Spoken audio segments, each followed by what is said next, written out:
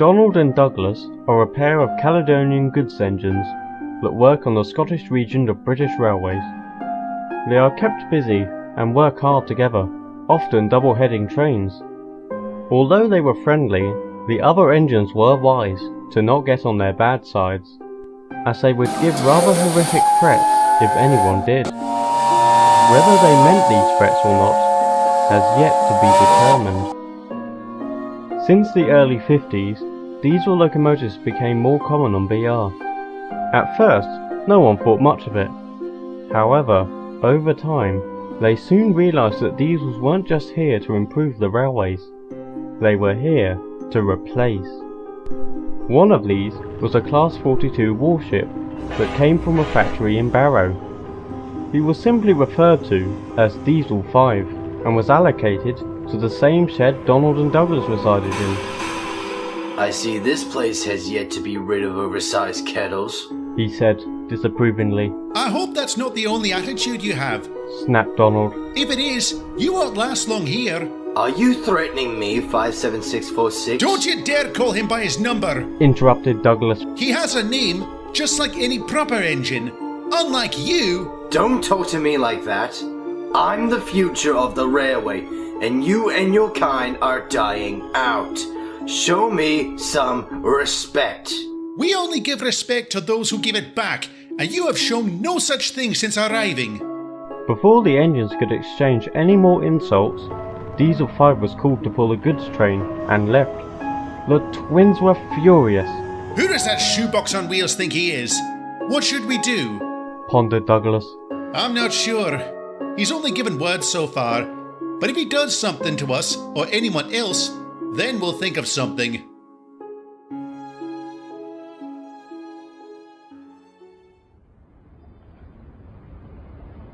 A day went by, and there had been no more confrontations between Diesel 5 and the twins. Unfortunately, this wouldn't be the case for long. Douglas was on a quay at a harbour. He had just delivered some trucks filled with stone, and they were currently being unloaded. Soon they had finished, and Douglas prepared to reverse out of the quay. Suddenly, he heard a bump from behind and began rolling towards the edge. His driver slammed on the brakes and Douglas squeaked to a halt, just as his first pair of driving wheels left the rails. Help! Someone help! Luckily, Donald, who was nearby, came to his aid, and after being coupled up, pulled Douglas to safety. Oh, thank you, Donald. Thank you. What happened, Dougie? Did your brakes fail? No, someone pushed me from behind, but I don't know who did it. Unbeknownst to them, Diesel 5 was watching them, cursing under his breath.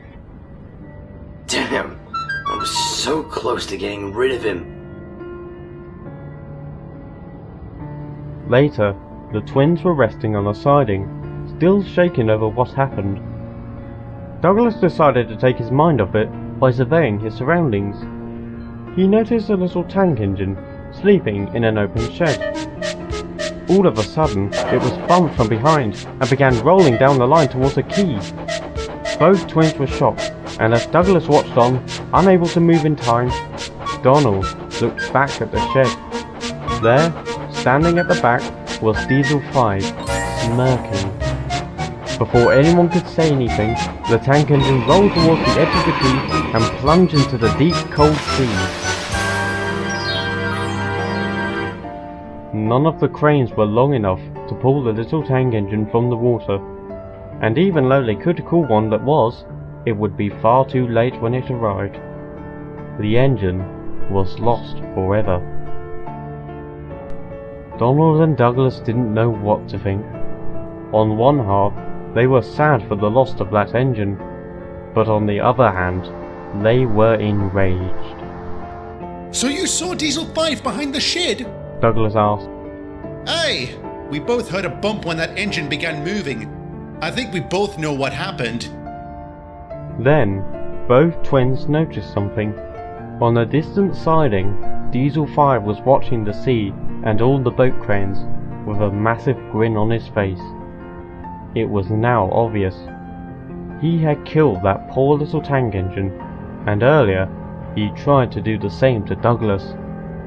For the Caledonian twins, that was the final straw. That evening, Diesel 5 was in a goods yard, preparing to leave. He had just delivered a train there, and was currently filling up on fuel. When he finished, his driver entered the cab, and they were on their way. Neither of them noticed a certain pair of engines on a siding, watching them. "It's a shame you weren't able to get rid of that tinder engine," Diesel 5's driver said. Indeed. I'm sure I'll have another chance. He was interrupted by a spluttering sound from his engine, and before long, he came to a complete stop. What happened? "I don't know," replied the driver. "You're not working anymore." The driver got out and inspected Diesel 5, but there was nothing wrong. "Well, we must have taken bad fuel. I'll have to run back and phone for help." The driver then proceeded to jog up the line, back to the yard, where he would find the nearest signal box. Diesel 5 was all alone, but not for long. He began to hear the puffing of a steam engine from behind. I was hoping for a diesel to help me, but you're better than nothing. Ow! He cried as he was bumped from behind. Do you mind? Quiet you! Came a stern voice. Oh, which one are you? 57646 or that other one? We're both here. Diesel 5 found this amusing. What? It takes two of you just to move one of me? Actually, we both wish to accomplish the same goal, replied Donald. What are you talking about? The twins didn't reply and began pushing. Wait, what about my driver? He hasn't come back yet. Again, the twins didn't respond. Are any of you going to answer me? Still no response. Eventually, they arrived at a set of points and stopped. Diesel 5 watched as one of the drivers jumped from the cab and switched them. Then, they moved onto an old, rusty line. Diesel 5 was going to ask where they were going, but since he didn't get an answer on the last few questions, he saw no point in it. Soon, they came to an old wooden bridge. Diesel 5 thought nothing of it at first, until he noticed something. There was a large gap between both ends of the bridge, meaning it had collapsed. Can you two stop? The bridge is out. The twins said nothing and kept moving. Diesel 5 was now desperate. Are you deaf? I said the bridge is out! Despite the Diesel's wailing, they moved closer to the edge. Then, as Diesel 5's first set of wheels left the rails, they came to a halt. Diesel 5 began to teeter. What? What are you doing?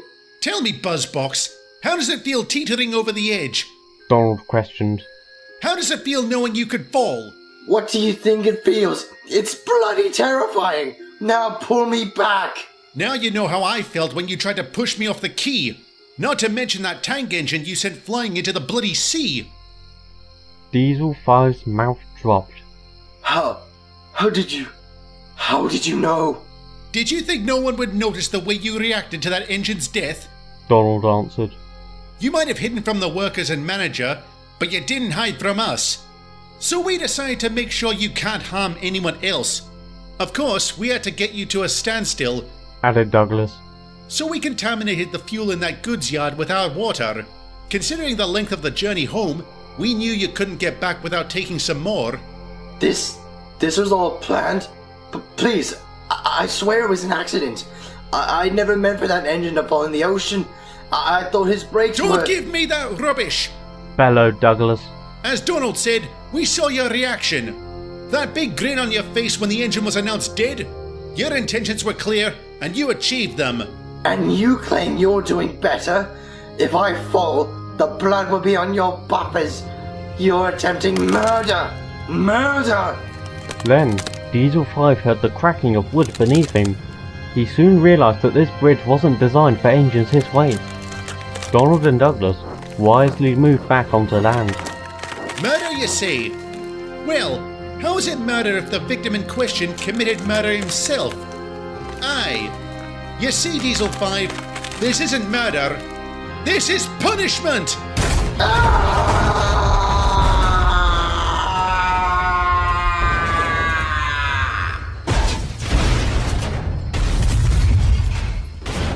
A loud, horrific scream was the last sound Diesel 5 made, as the bridge fell to pieces and he plunged into the rocks below.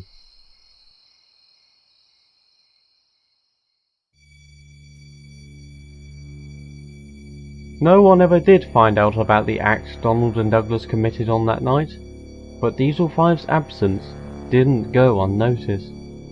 His remains were eventually discovered by a breakdown gang, all of which were taken to crew for scrap. The workmen assumed that the driver left the engine to do something and forgot to put the brakes on properly, resulting in him rolling on his own. That was until the driver himself told them about the breakdown and that it must have been contaminated fuel, which was later confirmed by an inspector. In the end, no one had an answer to what happened to Diesel 5 that night.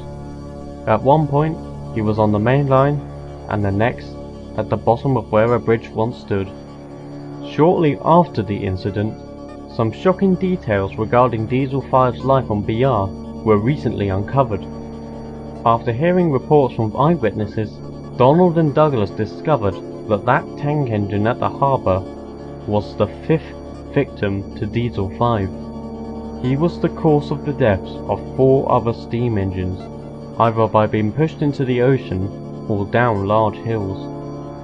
It was also revealed that his driver had allowed him to commit these horrible deeds and was promptly arrested. After that, not much more was said on the matter. The death of Diesel 5 was still a mystery, but considering his crimes, no one thought much of it. As for Donald and Douglas, they admittedly had some guilt regarding their actions. On one buffer, it might have been wise if they brought Diesel 5 and his driver to the authorities and let them deal with it, but on the other buffer, he had taken the lives of 5 innocent engines, and it would have been 6 if Douglas wasn't saved by his twin. They eventually came to the same conclusion. No matter how it would have went, Diesel 5's fate was sealed.